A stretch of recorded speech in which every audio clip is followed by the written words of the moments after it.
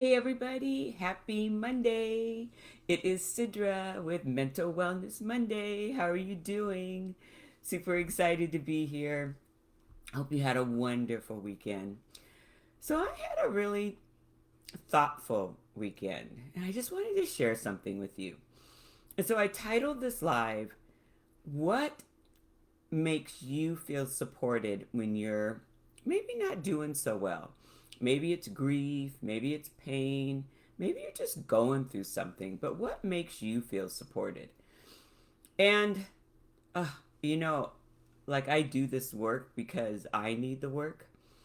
So it was really interesting. This weekend, somebody that I know, but I don't know real well. Well, let me back up.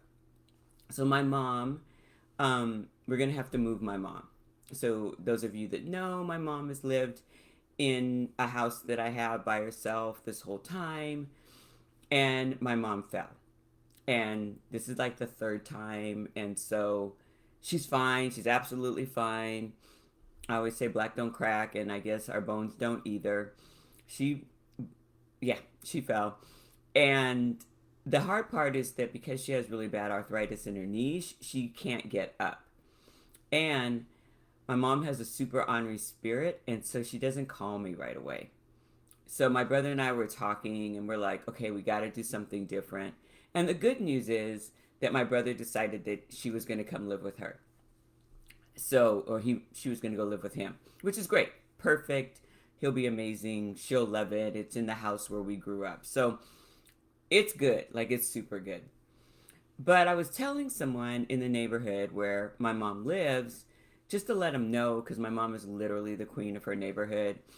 And I didn't want them to see us moving. She's going to move like at the end of the month. And I didn't want them to see us moving without telling them. And someone said to me, oh, well, thank goodness your mom's 94. So thank goodness you had all this time with her. And I was like, part of me was like, yeah, you're right. I am super excited.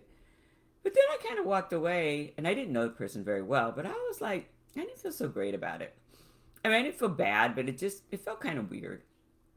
And and then I was on Instagram, and I love the holistic psychologist. So if you are ever on Instagram and you just want some inspiration, follow the holistic psychologist. And they had a post. There are no mistakes. They had a post about the same thing. And you know what? I had to point the finger back at me because what the holistic psychologist said was that for those of us that have a history of people pleasing or codependency or being like helpful Betty, okay, can I put all those labels? Maybe not codependency and not people pleasing, but definitely like super supportive, I think. I think that sometimes we can immediately go into fix mode. And I thought about that because you know what? I'm guilty of that sometimes. We might give suggestions or advice on what someone should do. Raise your hand if that's ever been you. And I never thought about it, but what I might say could actually make things worse when I'm attempting to get them to look at the bright side. Like somebody might say, oh, when my dad died, I did X. Or for those of us that are spiritual, God has a plan. And you know what? This could be really invalidating for the person because they're going through something. And I don't know, it just made me feel, it really made me be reflective of the times that I have done this. And so think back when you were in a crisis. What someone said or did to you that helped you to feel seen or heard or safe or feel acknowledged? Because that's what we want to do for people. We want to support them. Like this person saying like, "Well, your mom's 94. Um, good job." Okay, that's great, but and I was in a good space about it. But what if I wasn't? What if I was grieving? My mom has lived in this house for over 30 years. What if I was grieving? I'd probably feel shut down. And we just need to begin to learn to normalize and be comfortable with people sharing their emotions and their experiences without us trying to change them, even when it's uncomfortable.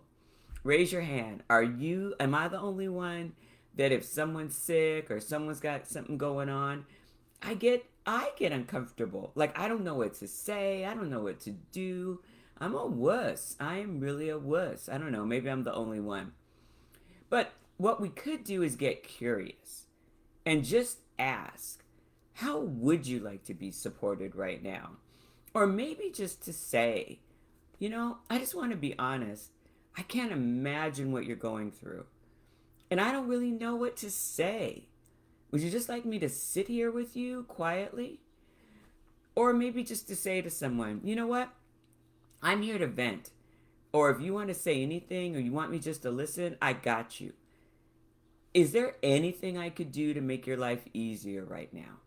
So, what I would love is that if you could take time today, post in the comments because I think it will benefit all of us. What's something that's made you feel really supported when you were at a time of crisis or grief? What's something that worked for you? Because maybe people like me need to get a little more tools in our toolbox before we go into fix it mode. So, anyway, I just want to say thank you for being here. I appreciate you so much. And please don't ever forget that you deserve happiness now. Have a great day, everybody. Have a fantastic week.